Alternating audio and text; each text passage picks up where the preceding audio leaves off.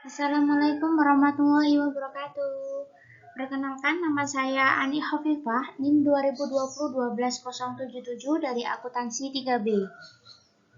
Di sini saya akan menjelaskan mengenai komunikasi lisan, guna untuk memenuhi tugas dari komunikasi bisnis. Kita lanjut saja langsung ke materinya.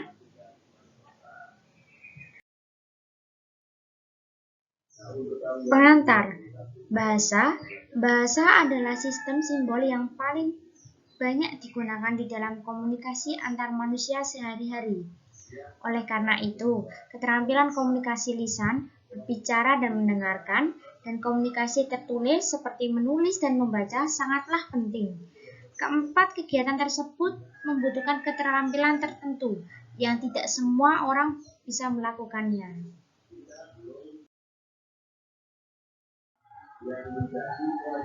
Kita lanjut dengan komunikasi lisan dan tulisan. Manusia lebih banyak melakukan komunikasi lisan dibandingkan dengan komunikasi tulisan. Yang kedua, komunikasi menyampaikan lebih membangkitkan dibandingkan dengan menerima.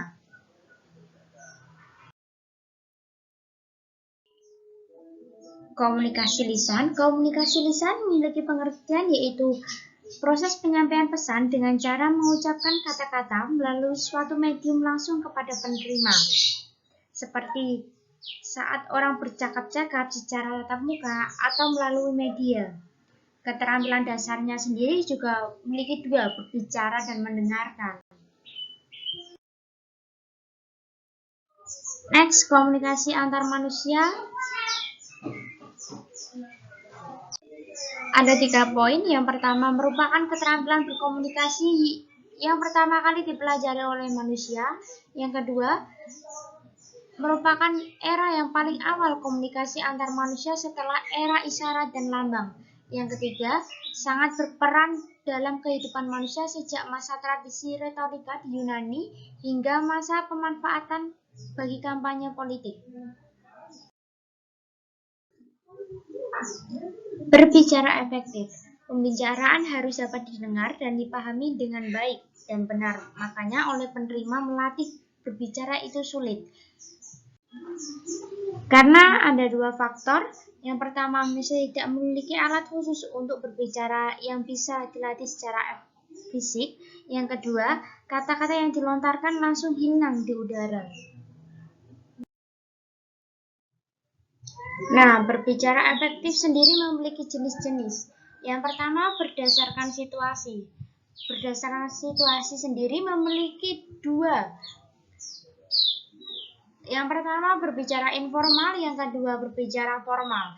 Berbicara informal seperti tukar pengalaman, percakapan, menyampaikan berita, menyampaikan pengumuman, bertelepon, dan sebagainya. Sedangkan berbicara formal seperti perencanaan, penilaian, ceramah, interview, prosedur, parlementer, dan bercerita. Kita lanjut dengan berdasarkan tujuan. Berdasarkan tujuan untuk menghibur, menginformasikan, menstimulasi, meyakinkan, menggerakkan. Berdasarkan jumlah penyimak, berbicara antar pribadi atau 4 mata, berbicara dalam kelompok kecil. Yang ketiga, berbicara dalam kelompok besar atau massa. Nah, yang terakhir berdasarkan peristiwa khusus. Yang pertama, pidato presentasi. Ketiga, penyambutan, pidato perpisahan, dan berisi kata-kata perpisahan.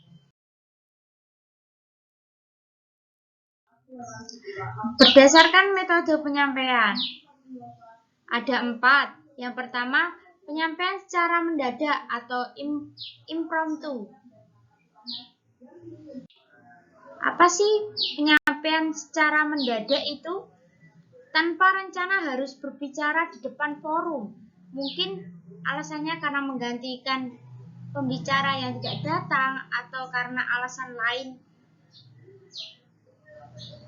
Yang kedua, penyampaian berdasarkan catatan kecil. Yang ketiga, penyampaian berdasarkan hafalan. ada naskah tapi sudah dihafalkan terlebih dahulu sehingga saat berbicara tidak membaca, guna untuk lebih terlihat sempurna gitu penampilannya. Keempat, penyampaian berdasarkan naskah. Berbicara dengan cara membaca naskah yang dibawa. Di sini memiliki keuntungan yang keempat itu supaya tidak ada terjadi pengucapan salah kata atau tidak menyinggung seseorang. Kita lanjut. Mengembangkan keterampilan berbicara efektif. Berbicara sendiri memerlukan keterampilan khusus, perlu latihan, terutama mengkode materi ke dalam kata-kata lisan. Yang kedua, menyampaikan dengan benar dan sesuai. Dan yang terakhir, mengembangkan empati terhadap pendengar. Teknik berbicara efektif ada 5. Yang pertama ada bahasa efektif, tata bahasa yang benar, kosakata atau variasi. Yang kedua, materi jelas, sesuai, dikenal, minat, dan tersosialisasikan. Yang ketiga ada gaya bahasa, pengucapan, penampilan, dan gerak-gerik. Yang ketiga, hubungan dengan pendengar, mengenal, melibatkan, tidak mendominasi, menghargai, dan sebagainya. Yang terakhir, suasana pembicaraan, membangun keakraban sesuai tujuan dan sesuai lingkungan.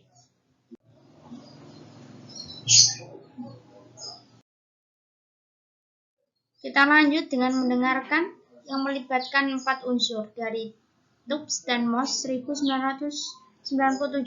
Yang pertama, mendengarkan, penerimaan rangsangan pendengaran atau aura stimuli.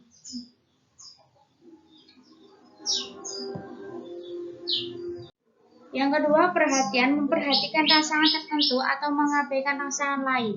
Yang ketiga, memahami, memberikan makna pada yang didengar. Yang ketiga, mengingat, menyimpan informasi untuk diperoleh kembali.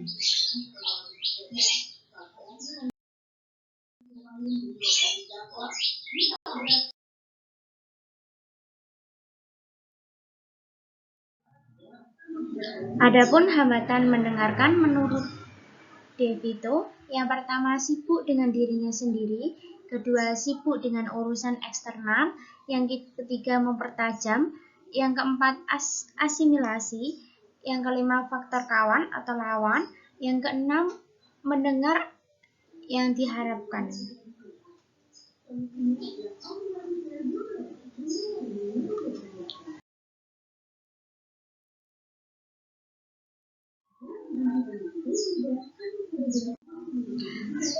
Dilanjut dengan mengefektifkan mendengarkan.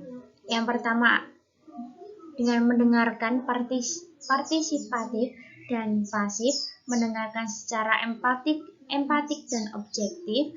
Yang ketiga, mendengarkan tanpa menilai dan mendengarkan secara kritis. Yang keempat, mendengarkan secara dangkal dan secara dalam.